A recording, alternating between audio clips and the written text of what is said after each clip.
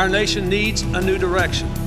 Tonight, I present to you a comprehensive plan to set our nation on that new course. For more than anything else, our task tonight as Americans is to make our economy thrive again.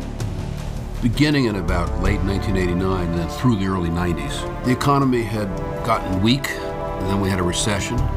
There was also a high level of unemployment. There were high interest rates because of the large federal deficits.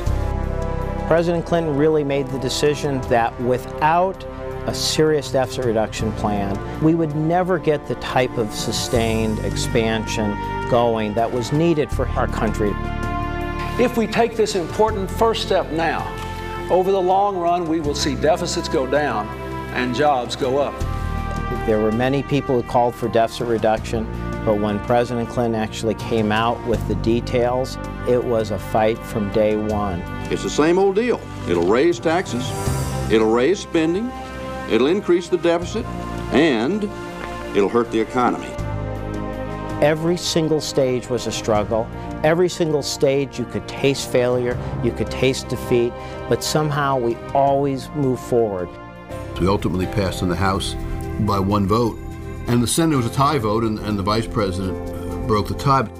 The Senate being equally divided, the Vice President votes yes, and the conference report on the President's economic plan is passed.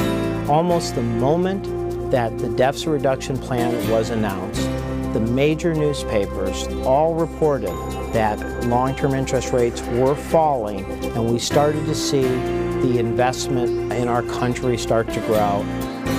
We come here today to celebrate a true milestone for our nation. In a few moments, I will sign into law the first balanced budget in a generation.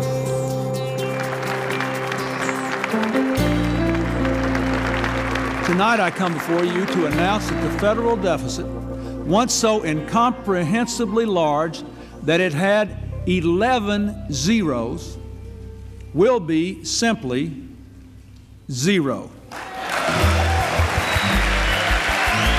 Now, if we balance the budget for next year, it is projected that we'll then have a sizable surplus in the years that immediately follow.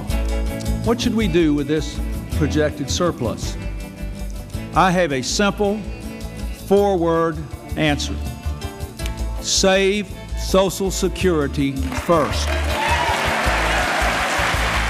President Clinton's challenge was that he realized that he had to both bring down the deficit and at the same time help working poor families move into the middle class.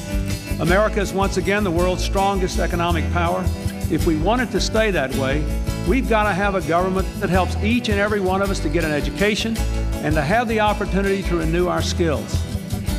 I had virtually no computer skills whatsoever. And in order for me to be competitive in this market, I found that I had to go and gain some computer knowledge. I had signed up for various computer classes as part of the Lifetime Learning Program. Now as a communications technician, I make over $25,000 more than what I did. We began the new century with over 20 million new jobs, the fastest economic growth in more than 30 years, the lowest unemployment rates in 30 years, the lowest poverty rates in 20 years, and next month, America will achieve the longest period of economic growth in our entire history. We have built a new economy.